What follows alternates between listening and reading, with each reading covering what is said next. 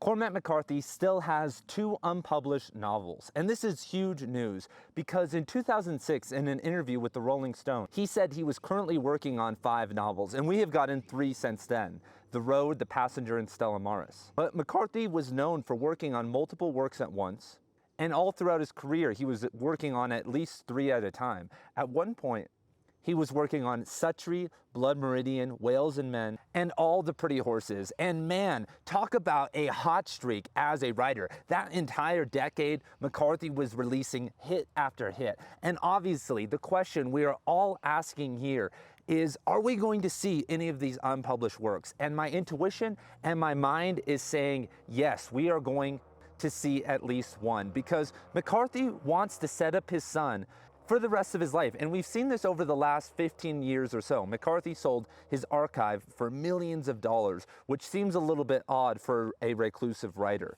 He also added his son, John Francis McCarthy, as an executive producer to Blood Meridian. And Lawrence Krauss, who we always make fun of on this channel, released a tribute video to McCarthy recently, and he gave the story about why McCarthy was a little bit lackadaisical in his last interview.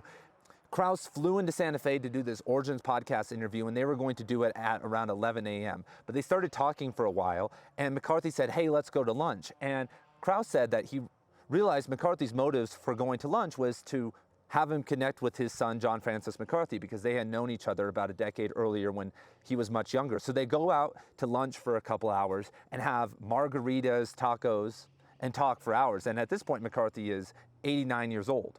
And so when they get back to the house to have the interview, McCarthy is the least energetic he'd been all day, and so that's why Krauss said he had to carry the interview.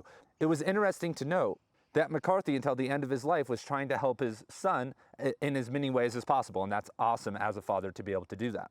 And so seemingly there are probably a whole nother set of archive papers, letters, and maybe other things now that McCarthy has died that will be released, and maybe a posthumous novel, a screenplay, or something of that sort, which has never really gone well in history. You know, The Pale King with David Foster Wallace, The Garden of Eden with Hemingway. But I think even a 60% McCarthy is better than what a lot of authors today are putting out.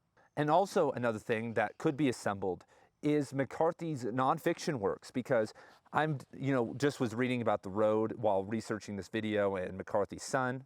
And McCarthy originally wrote the first 2 pages of The Road as an essay about the end of the world, because he's interested in the evolution of the human species and what we'll turn into eventually, and scientific, philosophical questions like that.